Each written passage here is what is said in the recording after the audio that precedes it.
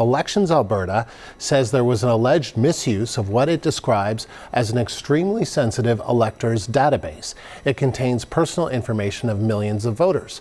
In court earlier today, a judge granted an injunction ordering the separatist group that posted the list to pull it down. The CBC's Sam Sampson is working on the story for us from our Edmonton bureau. And Sam, we're learning more details as the day progresses. What more can you tell us?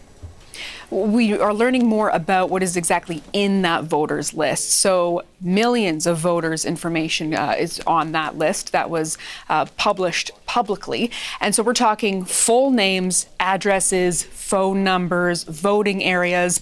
CBC News has viewed the database and also reached out to the organization that posted it online. And that organization's purpose is to support Alberta separation. So if we back up here, Elections Alberta is the nonpartisan independent office in Alberta that is responsible for administering elections. And so it clarified the kind of leak that we're talking about. It's not as though their database was breached or its website was breached. It's because someone without approved access to this list obtained it from someone who legitimately did have access. And so court heard this morning that the list was legitimately obtained by the Republican Party of Alberta. That is a registered provincial party from 2022 that supports Alberta independence. And then court heard that the list was then accessed by a group called the Centurion Project. That is another organization that supports Alberta independence. Court also heard it's unclear just how the Centurion Project obtained the list from the Republican Party of Alberta. Normally, to give you a context of the seriousness of this, Elections Alberta doesn't normally tell the public, first of all, when it's investigating something, but what it's investigating. But they do want Albertans to know that they are looking into this because of the seriousness and the sensitivity of the information. So let's take a look at what they said specifically this morning. Normally, elections are due to the extremely sensitive nature of the information contained in the list of electors, we believe it is critical for Albertans to be aware. Elections Alberta is taking every possible action to determine if this has taken place, and if so, to protect and recover the information.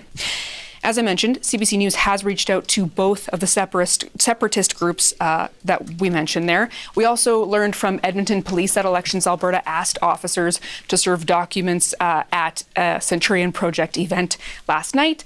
And as you mentioned, a Court of King's Bench judge granted an injunction to try to get that list pulled from the internet.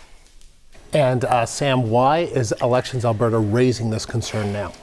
Well, it actually got an anonymous tip that alerted it to the database, and then investigators became really worried about a YouTube video that showed people how to search the database. So investigators logged in themselves and found that database, and court heard that they used something called salted names to try to link who was responsible for this. So these salted names are actually fake names that are included in every approved list that goes out to legitimate parties.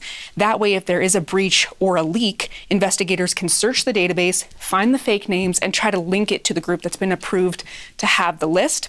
So court heard this morning, investigators used that tactic to link the database to the electoral list legitimately provided, once again, to the Republican Party of Alberta. They got it legitimately last summer. I do have to reiterate, it is unclear how the Centurion Project obtained the list from the Republican Party of Alberta. Sam, thank you. The CBC's Sam Sampson in Edmonton.